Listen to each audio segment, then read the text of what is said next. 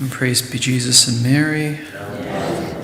Continuing our series on Franciscan Spirituality today, talking about the first fruit of this spirituality, which is interior freedom.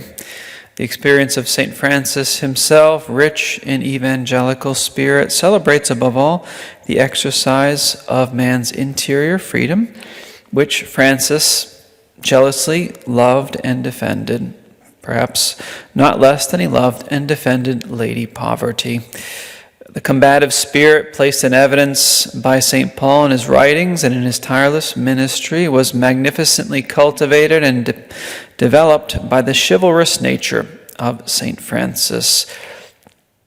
And it made of him, who constantly strove towards the spiritual mountaintops, it made him an audacious combatant who, in the history of the conquest of freedom, we talk about interior freedom, which is true freedom, it made him one of the most sublime and incomparable pages of that freedom. First of all, St. Francis engaged in the struggle against himself. In the spiritual life, before becoming masters, you need to become heroes first, because our external works are nothing when compared to living the example that we're called to give. Francis fought in order to overcome and master himself to the point of reestablishing the interior harmony of his being.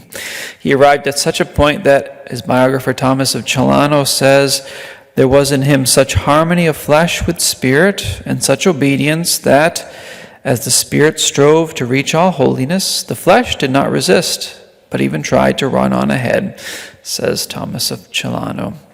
St. Francis fought to dismantle the old man and to build, in place of his ruins, the new man by means of divine grace. And he did so to the point of loving what he used to hate and hating what he used to love. He loved poverty and penance and learned to renounce the opposites. Francis fought to conquer virtue, to safeguard poverty, to defend his ideal. He fought against whoever wanted to hamper or hinder the mission entrusted to him by his king. Since St. Francis conquered the passions and acquired interior freedom and the dominion of himself, he had an independent and original personality. He wasn't dragged off by events, by persons, by circumstances. He has a mysterious guiding thread that he seemed to clearly understand and which was his sole guide, meaning the will of God.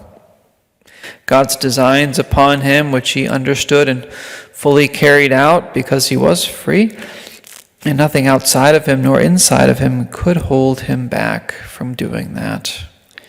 Everyone can admire the coherence of his conduct, the harmony of his life, the organic growth of his work. He wasn't always clear on God's plans, especially in the beginning of his conversion, but he never took a false step in actualizing his ideal once it was clear what the Lord wanted from him.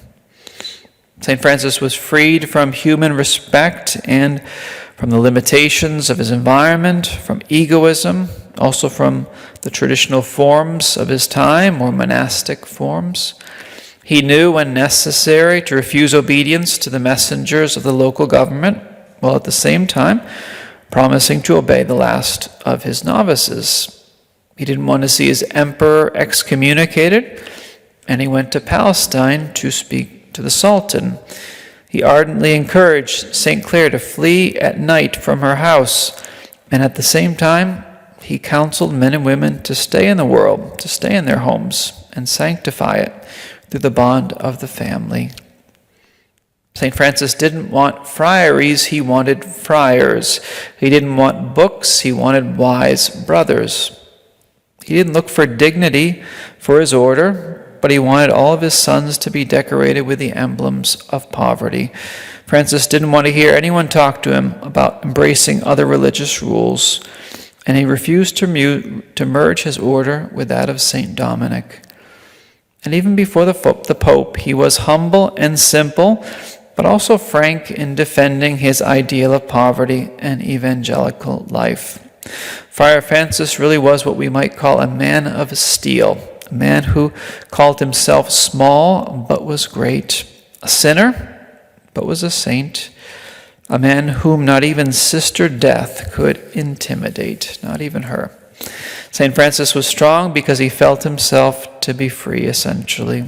He was free because he was poor, he was humble, and constantly immersed in the truth and in goodness.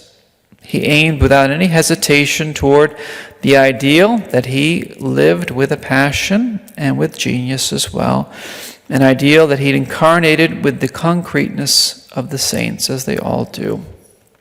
St. Francis, again, was free because he felt himself to be the servant of the Most High and master of himself at the same time. So the seraphic soul gathers the fruit of interior freedom by fighting against the slavery of sin, slavery of the passions, and pride as well. They take their heart in their hand, as it were, and they make Jesus the treasure of their hearts. They're faithful to their duties. They're ready for every obedience. They're docile to the directives of Christ's church. They're strong when they're fatigued, joyful and confident in front of every event, detached from everyone and everything, not desiring or fearing anything, and loving above all the only thing which can make us free, which is the will of our loving, good Heavenly Father. So let's ask Our Lady then for the grace to be able to have such freedom in our own spiritual lives as well. Praise be Jesus and Mary, now and forever.